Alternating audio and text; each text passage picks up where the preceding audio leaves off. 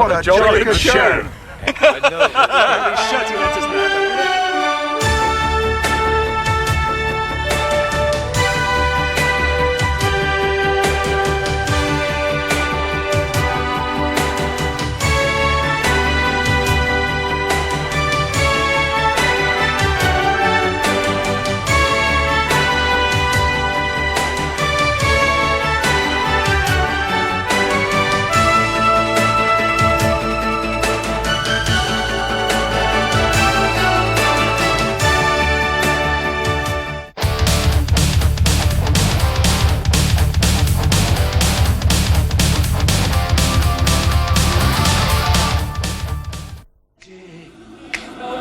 One dream, one soul, one prize, one golden glance of what should be.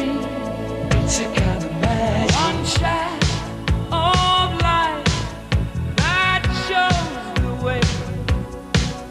No mortal man can win this day. It's a kind of magic. The bell that rings inside your mind is challenging the doors of time. It's a kind of magic. The waiting seems eternity. The day will dawn. But there's one man that's responsible for running everything that's going to happen here on Sunday, and it's General Lytle, and we're very pleased to have him here to talk to us, especially about this competition, which I believe is the first time it's ever been done. Is that right, General? Yes, it is. We've called it the Middle Wallop Challenge. This is the first year we're doing it. Every second year we run an international air show here, and I hope in future that in the down year we will continue to run the challenge. Yeah, so you've got 4 teams involved in.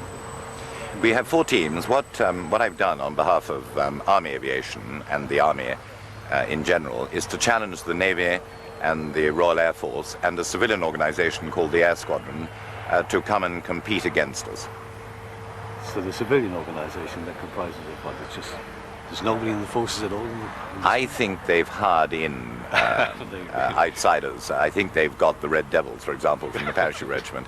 But we're competing against each other in 5 flying disciplines: fixed wing, rotary wing, gliding, ballooning, and freefall parachuting, in open fun competition, which I hope won't be too steely. There's a full flying program going on throughout the whole day. The competition itself rarely starts properly at about 11 o'clock on Sunday morning. I wouldn't have challenged the others if I didn't think that my boys had were in with a fair shout. But as I have said to the other service teams, both the Navy and Royal Air Force, I'm quite keen it's won by the services. I think we're going to have to watch the Air Squadron very carefully and maybe spike their guns. This is Lord Liverpool's team. This is Lord Liverpool's team and others. I think they're probably going to have to be sorted out. Of magic. It's a kind of magic. There can be only one. This rage. We were invited to take up the challenge last March by the Army at Middle Wallop, and we decided that they'd laid down a marker for us, and we'd pick it up and see what we could do. But we're civilian, basically, trying to give a good run for our money against the professional military teams. And this is your first competition? The first competition, so we'll see how we do. We're going to do the best we can, and it'll be great fun, and all the team are very much looking forward to it. Well, it's quite a unique competition. The Director Army Air Corps decided to challenge the other 2 services to a 5-cornered competition. So it's the first time it's ever the Royal Air Force and the Navy and the Army have taken part in a flying competition. And having challenged them, they accepted. The first thing to find out was what could we all do that was the same. And obviously we all flew the Chipmunk aircraft, the Gazelle, we all glide, parachute, and all except the Navy, which no doubt we'll hear about, we all balloon. So immediately those 5 flying disciplines we could achieve together. And that is really what the Wallop Challenge is all about. Yeah, and Jim, you're not having a balloon. Oh, we are having a balloon, that's correct. We just had to rather find one from somewhere. So we went out in the highways and byways and we borrowed one. So we have a civilian attached to us for the weekend. We've got some excellent teams, and of course, as has already been mentioned, we are professional in several of the disciplines. We've got a very good Gazelle helicopter team from Shawbury. Of course, they teach people to fly the helicopters, so they should be quite good. Well, I wish you all the best of luck, gentlemen, and may the best team win. Thanks very much. Thanks very much. Thanks very much. Thank you.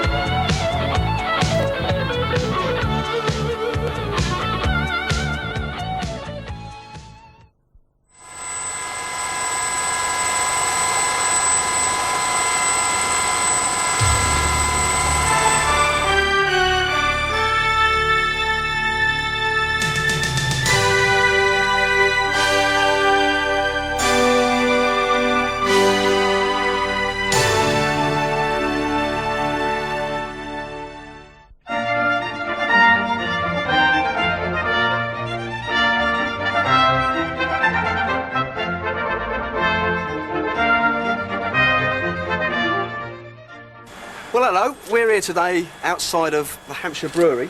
It's probably the last place you'd ever expect to find a brewery of any description, maybe large, small, or whatever. I'm actually stood here now with Steve Winduss. So tell me, when did you actually establish the brewery? Well, we moved into the unit about 2 years ago. We've actually been brewing for about 18 months. It's obviously a very difficult time to start up in the middle of a recession, but so far so good. So it's pretty good then. So what about, do you export to other counties? I mean, Hampshire Brewery, sort of by name being Hampshire only, you actually export your beer to other places?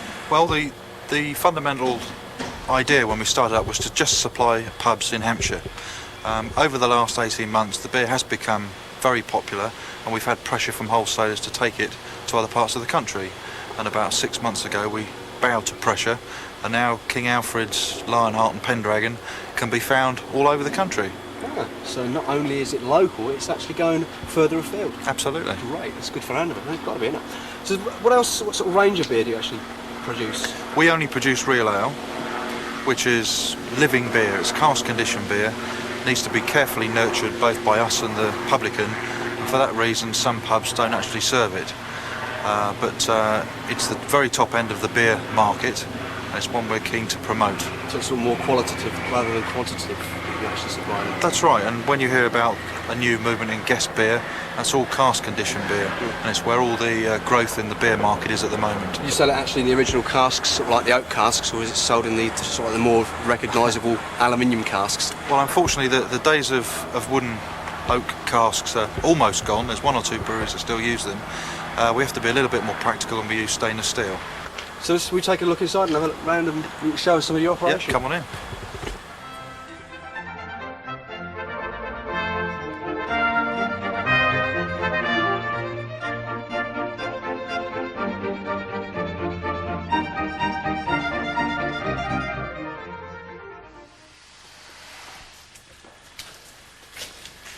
So this is where it all happens then? This is where you sort of like store all of your beer and all your ales. So what do we sort of like contain in? I mean, most people's sort of like images of breweries are large, vast complexes with masses of stainless steel piping and big vats sort of like gurgling and burbling away sort of all over the place. So what have you actually got here then with us today, Steve? Well, I think we're the same sort of thing, but obviously on a smaller scale. Yeah. And basically what you have here is the brew house area. This is where we take the raw ingredients, obviously the malt, the hops, and we convert them into what we call wort. The wort has moved into the fermenters, and that's when we actually start to produce the alcohol. Yeah. So what we have here is a mash tun, where we actually mix the malt with the hot liquor, which is a brewer's term for treated water. Yeah. The mash is then moved into the copper, where the wort is boiled. The hops are added for aroma, for bitterness, and also obviously to sterilise to pasteurise the wort. and then once it's been boiled, we transfer it through into the fermenters, obviously for the most important stage, which is to produce alcohol. Because you mentioned there about the aroma. I mean, I don't know, well, smell-o-vision again. If you had smell-o-vision, you could sort of like, the smell of this place, it's just like stenched in beer. It really sort of like something else. It takes your breath away when you walk in.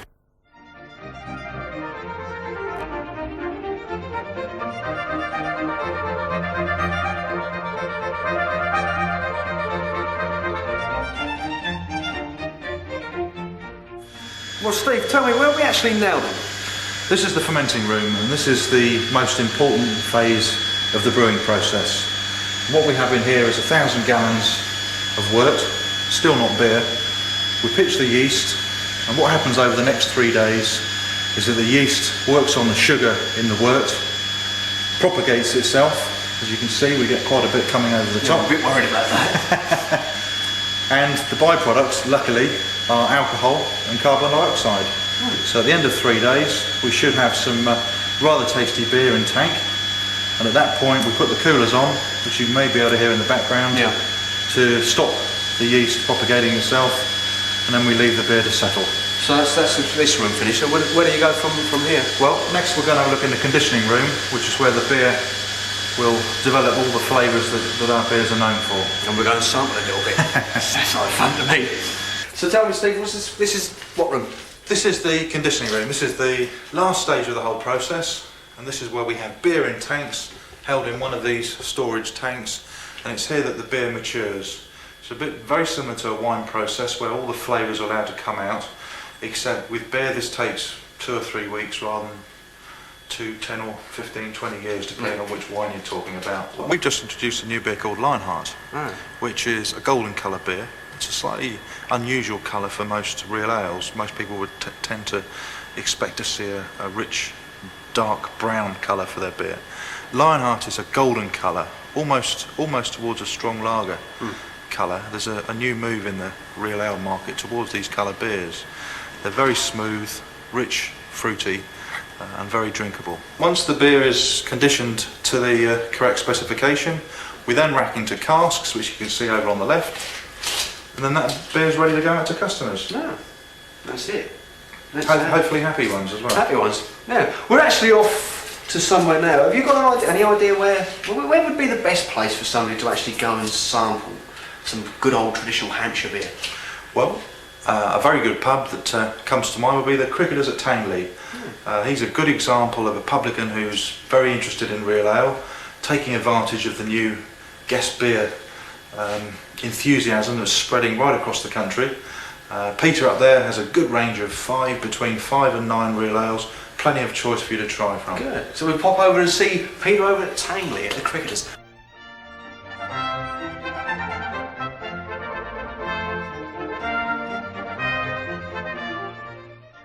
County Sewing at 92 High Street, Andover is now under new management.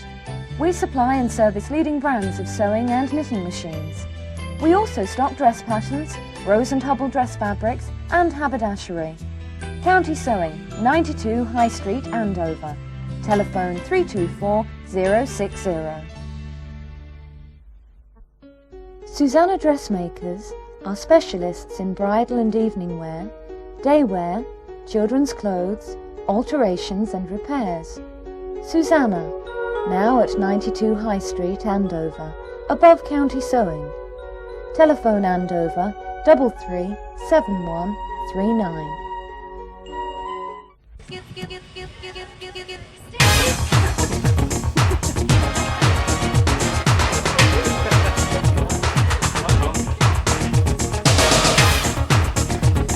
Here we are on top of the Red building.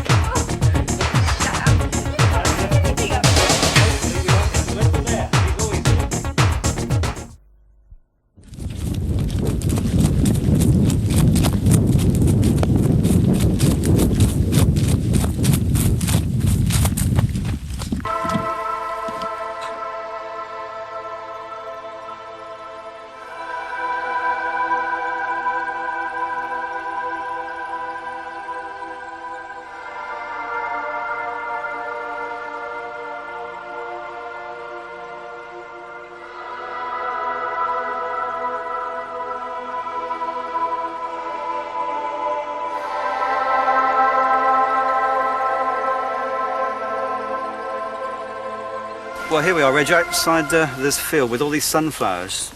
That's right, I've got a little bit of information. I phoned Colin Andrews yesterday in America, and he told me that he just had information in from Alberta, Canada, whereas there was a 70-foot circle, simple circle, but 70 feet in diameter, appeared in a sunflower patch similar to this, with 4 impressions in the ground within the circle.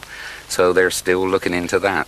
So Doug and Dave have been really busy this year, haven't they? Getting over to Canada and back and training geese. Yeah, a cheap return. Yeah.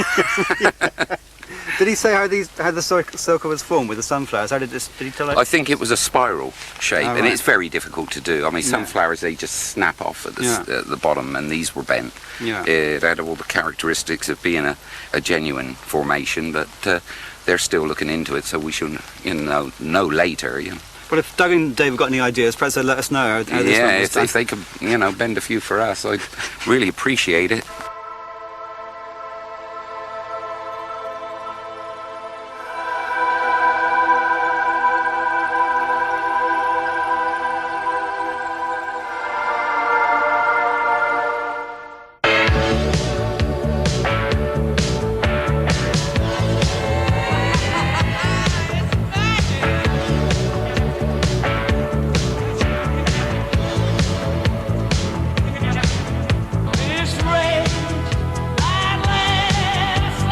Good morning, Town TV viewers. Here we are at lovely sunny middle of Wallop airfield, and it's a very early Sunday morning. As you can see, there's lots of preparation going on behind us, and over my shoulder here is a World War II Hurricane. We're at the middle of Wallop Challenge and Air Display. It's Sunday 5th of September, and we're going to be looking forward to some really good flying, and there's lots of crews here from the Army, Navy, Air Force, and they're all going to have a little challenge. And Town TV have come down at this ridiculous early hour of the morning to cover it. Steve looks a bit tired, but I think we're going to do all right. But anyway, we're going to go off around the airfield and pick out some of the sights of the day, and hope to bring you a full report. Over and out.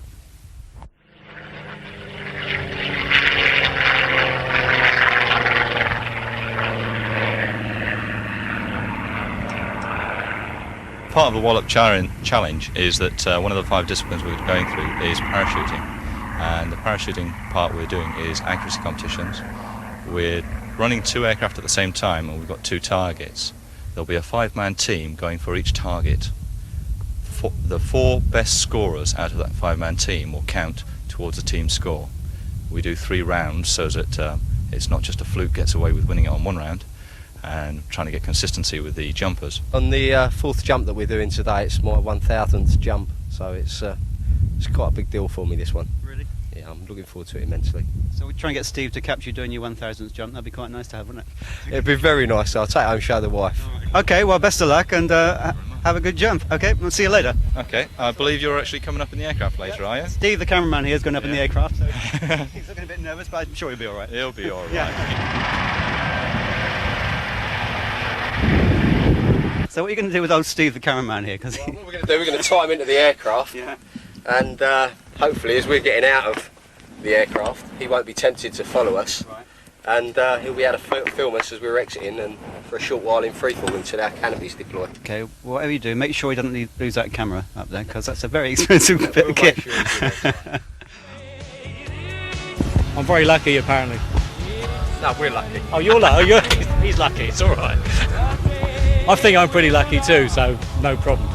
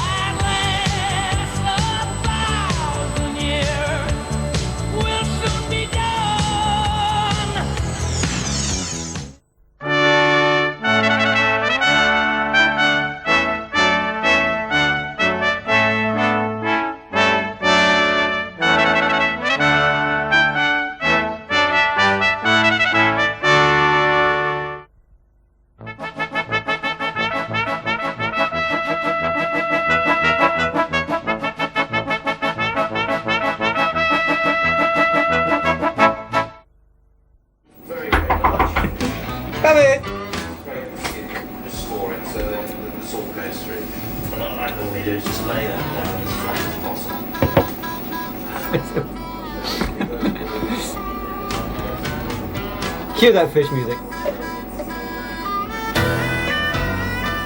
This is Ed the editor. This is Mark the cameraman. Hello Mark. This is a beer. You may think that all we do all day is sit around drinking beer and eating smoked trout sandwiches, which of course is absolutely correct. We sent Sue down to Rooksbury Mill to see what they put in these, so we're just going to show you a little clip now.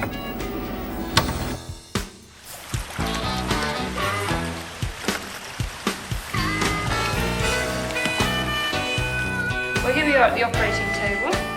These are fresh fish, Robert, am I right? That's right, yes. That's most important, that from the smoking point of view, is to have fish as fresh as possible.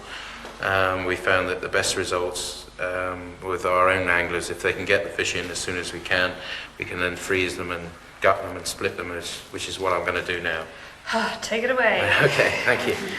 Normally what I do is I just take the head off behind, just in front of the gills, cover. Which is, as you'll see in a moment, is very important.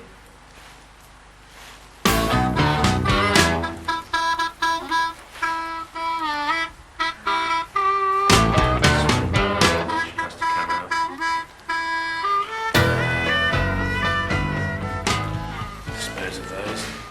And what I've found now over the years, I just run a knife down the side. I've then got a spoon which I'll just lean over again. I just find that it's much easier to get that out, which is quite a trick of the trade. A lot of time has been spent using fingers and what have you. And then take the gills out as clean as possible.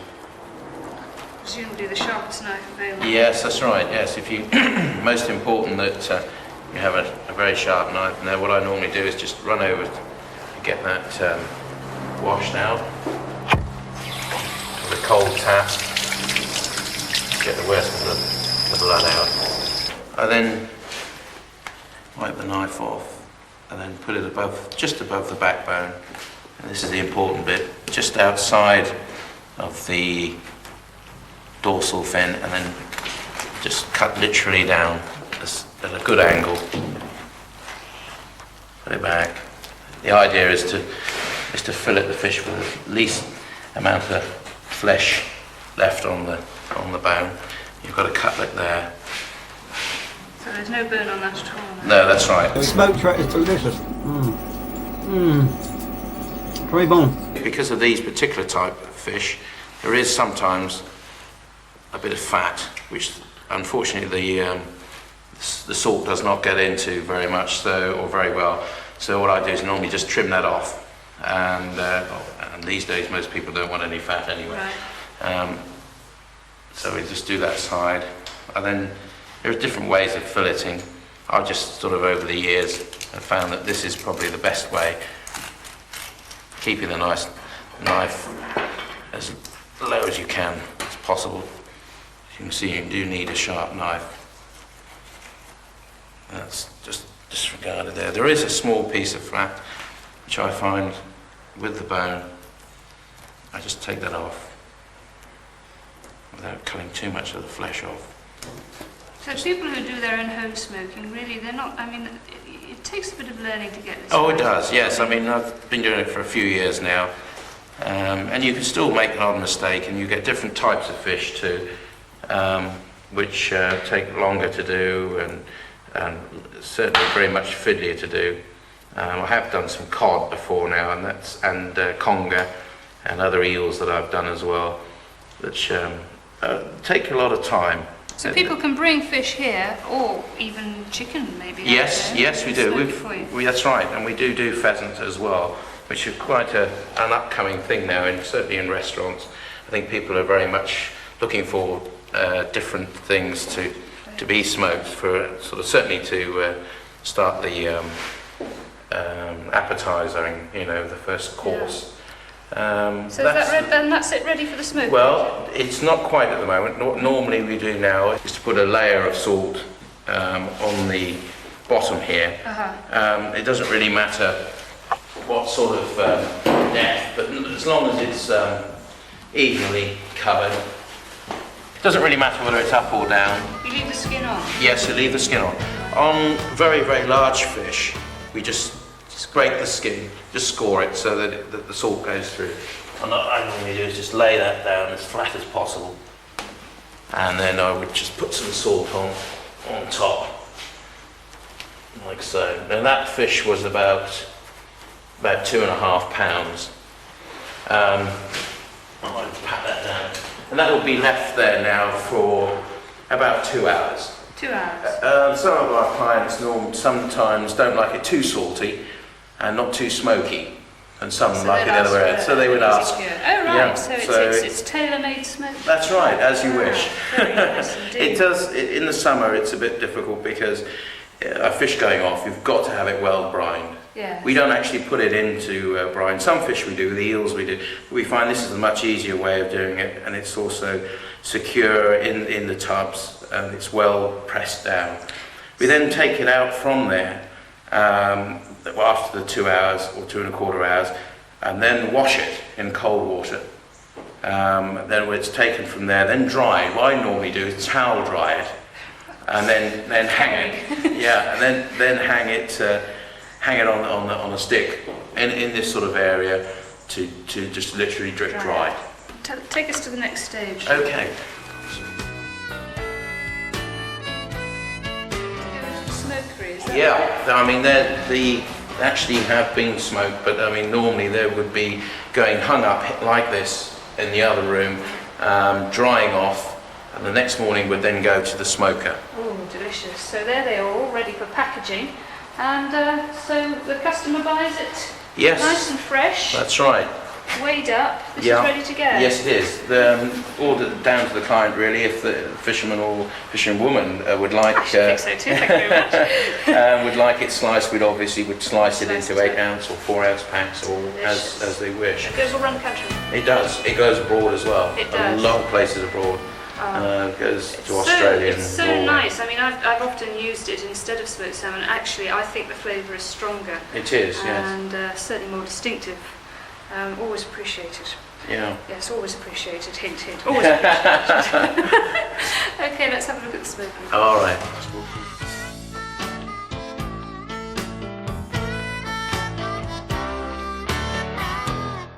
We added this small block of bricks here, which really should have been set in a lower part of the ground, but as you can see there's quite a lot of water there, which is helping to cool anyway.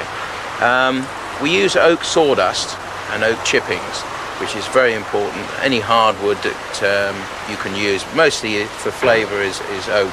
Hey, do you like smoked trout? I must say, I do like the extra smokiness though. Yeah, the extra smokiness, yes. It almost sounds like a commercial. It's a very fascinating business. It's a lovely setting to be in. Can't think of anything nicer. That's right, Even in this slightly smoky atmosphere. It's rather moody, isn't it? Rather nice. Thanks very much. Okay.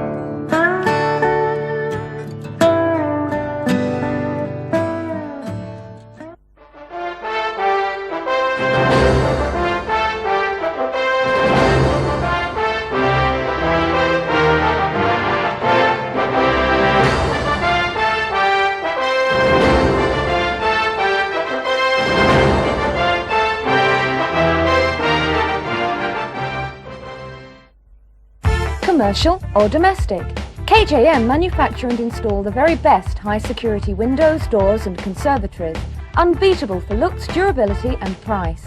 For a free quotation, phone Andover 359 355. Looking for that special job? C&M Employment Services provide a complete, permanent and temporary recruiting service. Our rates are reasonable and we offer a professional and personal approach. Ring us on Andover 351 851 for further details.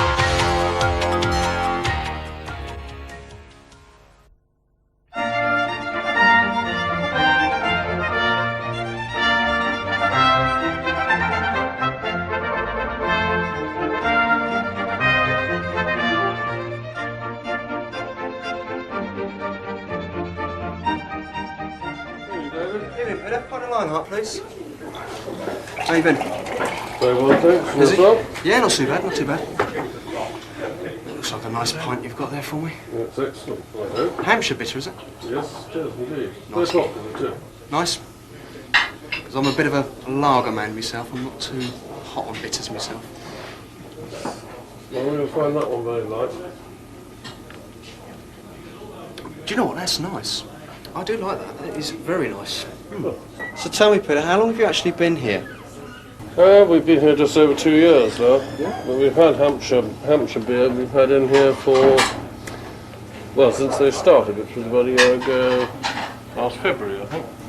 Because it's not often I actually come out to a sort of like a local country village pub. I tend to sort of eat more in the local eateries than the local curry house, which I quite like actually now and again. It's a nice curry, a nice ruby Mary, mate. But no, it's going to be an experience for me tonight actually. Come and save us some good old country cooking.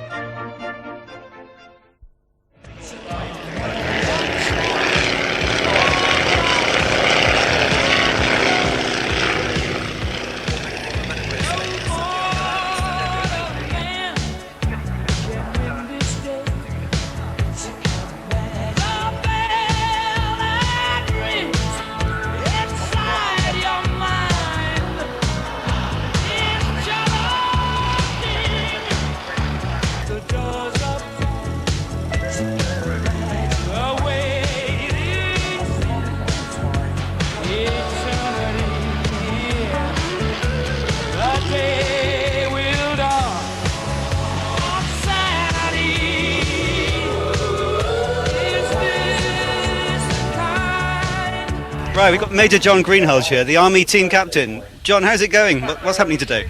Well, there's two events have taken place so far. There was the ballooning, which happened yesterday evening and again this morning, and we were third out of the four teams, which was a bit of a disappointment. But the chap that won was the British ballooning champion, was ballooning for the Air Squadron, so you expect him to do well. And we're now into the parachuting phase, which is the best of aggregate of 3 jumps, and at the moment we're leading, and we've got another jump to go yet.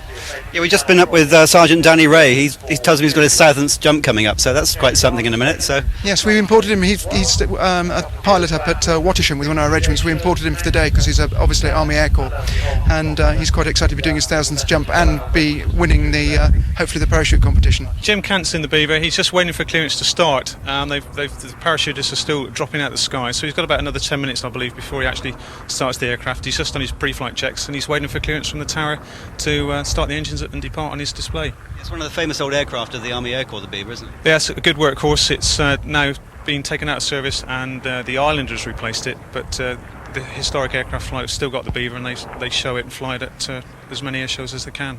Jim, what's the Beaver like to fly? It's a wonderful old plane, isn't it? Yeah, lovely old airplane to fly. Yeah. So what are you going to be doing this afternoon in it? Part of the historic display team. There's a Beaver solo display, followed by a couple of mixed fly pasts. Yeah, wonderful. So it's seen service all over the world, the Beaver, hasn't it? Yes, it has. Far East, Middle East, pretty well all over, where the British Army's been, in fact. Yeah. So how long have you been flying it yourself? What, the Beaver? Yeah. 28 years. 28 years, that's when I first started. And I was on Beavers all through my service career, and still flying it now on this basis. Tell me about the Oster. Obviously it's a wonderful old workhorse. Yeah, very old aeroplane. We've had it in service since the early 50s. This is one of 2 we've got left, which we keep for the historic flight. Served in just about every theatre in the world with the Army, gave us good service. A little bit small, but essentially in those days, of course, it was a reconnaissance aircraft, spotter, and as such was very good. Oh, Oh, it's brilliant. So, what's it like to fly it? Great fun. Yeah, it's good fun. It's a bit slow, but it's quite manoeuvrable. Yeah, I enjoy it. Yeah, it's good fun. Have you flown the Beaver as well? The Beaver, yeah. And helicopters, just about everything that's going. Really? Have you retired now? Somebody Yes, said? I have. Yeah, just recently. Yeah, but I teach here at Wallop in the ground school, the young pilots. You do, yeah. So keeping in touch and in the TA as well. So really enjoying life. Yeah.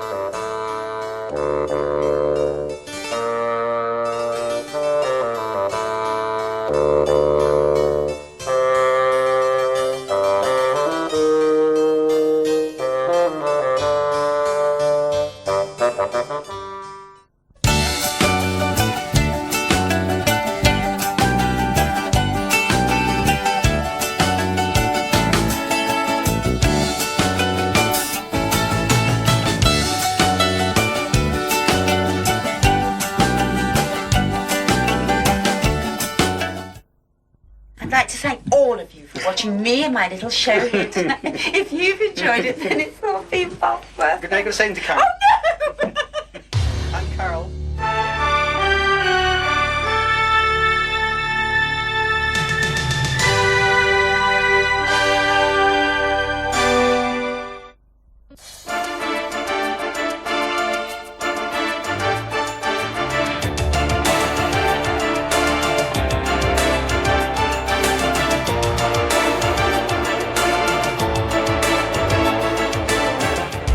Junction Road, Andover, and this used to be the famous Andover Workhouse. It then became a hospital, and now it's the AB training, Making Skills Work. Peter, what are Making Skills Work? We're making skills work for adults and for young people in Andover and the whole of North Hampshire. The school leavers who want jobs, and not just go to college and get a qualification, want a job and get paid and get a qualification. We work with local companies to give them that kind of training that is going to give them a good footing, a good career. With adults, women who've been at home with their children and want to get back to work or need to get back to work in these days of rising mortgages, we can help them get back to work. There are a whole variety of schemes under the New Horizons banner that we operate on behalf of the Hampshire Training and Enterprise Council that can get people back to work and make their skills work for them and, of course, then for the whole of the community to increase the prosperity in this part of Hampshire. One of the clear examples of how well it works, I think, has to be with Leanne, who's one of our trainees, and she's now one of our employees, who chose to come to us and not go to college. Leanne, you didn't go to college. Why? Well, I decided I could do the same qualification part-time, having some money and getting the experience as well. And how long have you been here? Between 2 and 2.5 years. And you're still training? Yeah. I've just finished my first year of the BTEC National in Business and Finance and just started my second year in that. This is the sort of thing that all companies can do. If they plan their training, plan their progression, they can increase the skills of their workforce, move people on, promote them, and give them more interesting work and make them more productive members of the team. And every company can do that. As business is picking up now, and we see it in Northern Hampshire, it really is beginning to pick up much faster than in other parts of the country. And now is the time to get that investment into training so that as things move, you've got the staff, you've got them trained to the way you want them to work. Colleges are good, colleges are necessary, but for us we're looking at vocational training, we're looking at meeting the needs of industry, meeting the needs of commerce, and then of course meeting the needs of the individuals, so that yes, we work across construction, agriculture, engineering, welding, you name it, and we can provide the training and we can find people to go into the companies, matching good candidates to good companies. And all age groups? Everybody, 16 up to people before their 60th birthday.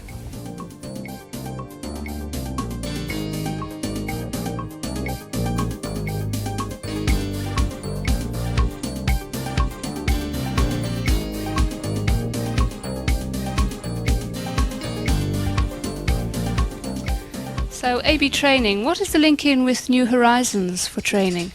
Well, we're one of the companies in Hampshire who are who operate New Horizons for training for the Hampshire Training and Enterprise Council.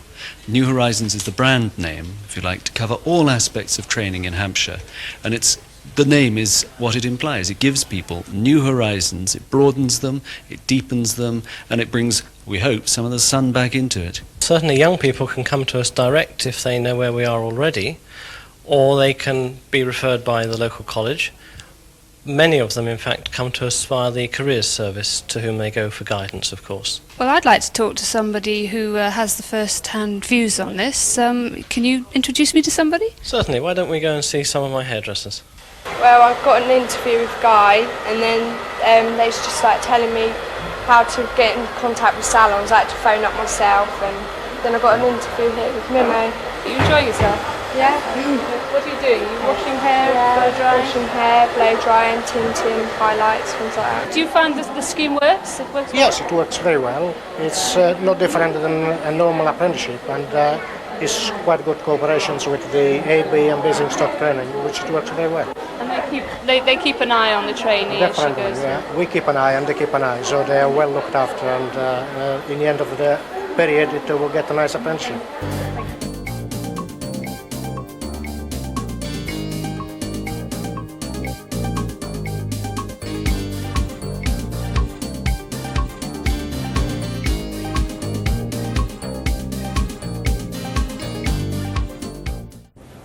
For any of you that have been lucky enough to have cable TV, you've probably noticed by now that I'm into UFOs, but also I have a day job.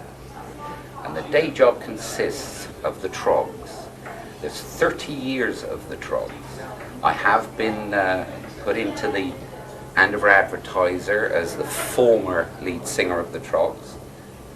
I've been introduced to people as Tony Murray's lead singer, but this is a story that goes 30 years, and my job, I must say, is as one of these.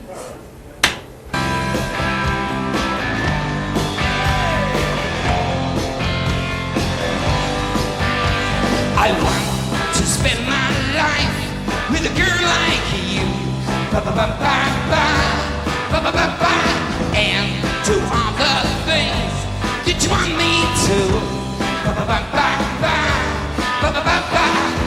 Till that time is come, when we might live as one.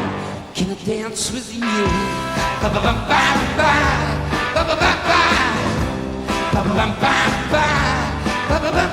I tell by the way you dress, it's so refined. And by the way you talk, that you're just my kind. Your wife should it be? You don't know this me. Can I dance with you?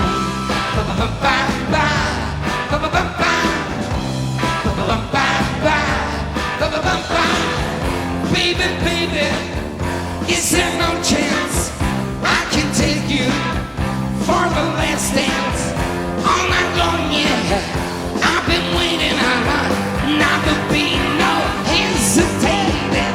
So before this dance has reached the end, to you across the floor, my love I send. I just hope and pray that I'll find a way to say, can I dance with you?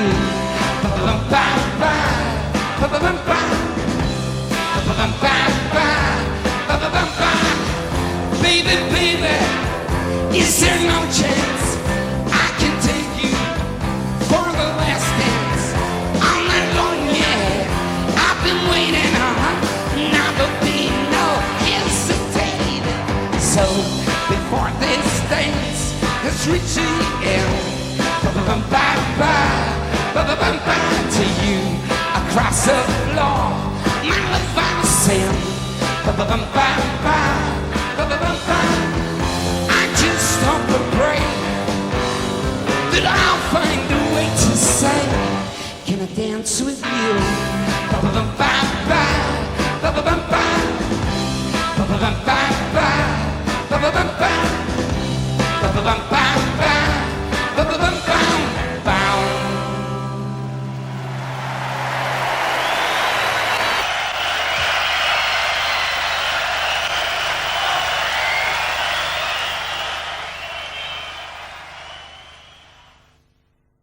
Town TV!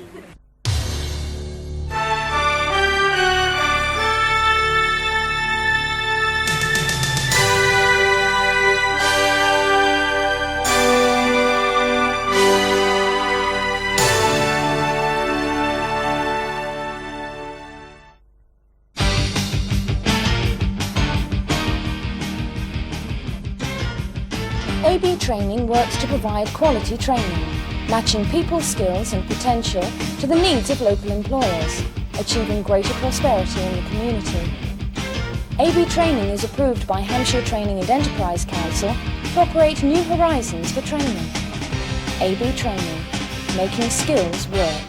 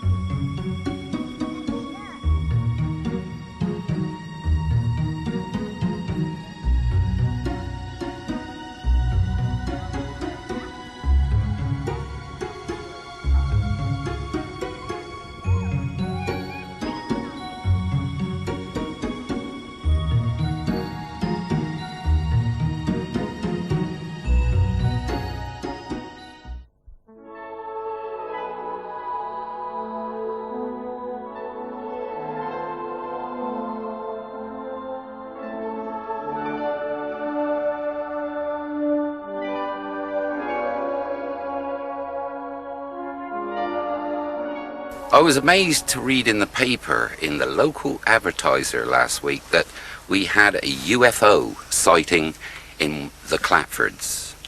I'm going to be talking now to Malcolm Terry, who is a ufologist and has been for about 30 years. Could you tell us actually what happened that day? Yes. I think we're talking about 3 weeks ago when this gentleman contacted me saying that he'd seen a possible UFO sighting in the area. We're talking about the Clapfords, of course. I went out to interview him, and it started appearing that we got quite an interesting story. He had come out of a copse of trees about 6:15 a.m. that Wednesday morning, and sighted this very large object hovering about 80 feet off the ground. Now, if you can imagine an LP looking at the edge. Well, that's what he described the object to be. How far away was this? He estimated about a quarter of a mile. Which is what, 400 or 500 yards? About 400 yards, yeah. It's quite close. Yeah. Now, he observed this object for about half a minute, during which time it appeared to take a pendulum motion left to right a few times, covering an area of maybe 200 or 300 yards. And then occasionally it did a little tilt. Then just before it completely disappeared, he described it as something like switching an electric light bulb off. 1 second it was there, the other second it had gone. There were other things about this whole area, though, wasn't there? Yes, during the interview, 1 or 2 other little things came in. Apparently, a month previously, locally in this area, a certain gentleman had lost approximately 2,000 pheasants. They simply come down from the trees and over a period of 2 hours lost their feathers, apart from the main wing feathers, and just simply died. Can I say at this point that it isn't unusual for farmers to lose 2,000? I've known people lose 10,000 pheasants. The strange thing about this is that the birds actually came down from the trees and lost their feathers. Yes. This is strange. That's right. You know, what we need is the public coming along with reports of possible sightings. Much information as they can. Anything that's at all unexplained to them would be valuable to us as researchers, because that would be another part of the jigsaw puzzle. That's great. We need to get the public involved. We need to make the public aware, because basically there is absolutely nothing to fear. Mm-hmm. The fear comes from the secrecy involved in governments. We cannot get any information for whatever reason they feel they don't want to say. Well, we've got to find our own information. We've got to find our own information. And with the help of everybody out there, we might get away with it. Yeah, the problem is, what we must not do is scaremonger, because there is not any fear at all. It's all with us. The UFOs have been around for the last 4,000 years or so, and they will be for many, many years. Well, thank you, Malcolm, for coming along and talking to us. You're quite welcome, Reg. Thank you very much.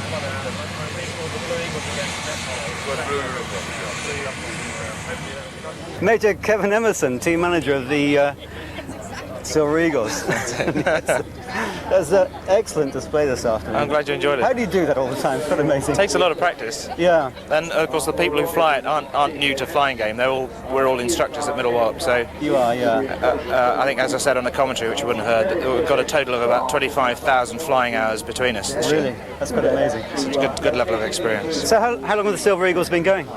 The team, an Army Air Corps team, has been going consistently for 25 years. In fact, we had the 25-year anniversary dinner last night. It's gone under 2 or 3 names, but it originally started as the Blue Eagles. We take the pilots of the team from the pool of instructors here at Middle Wallop. Yeah.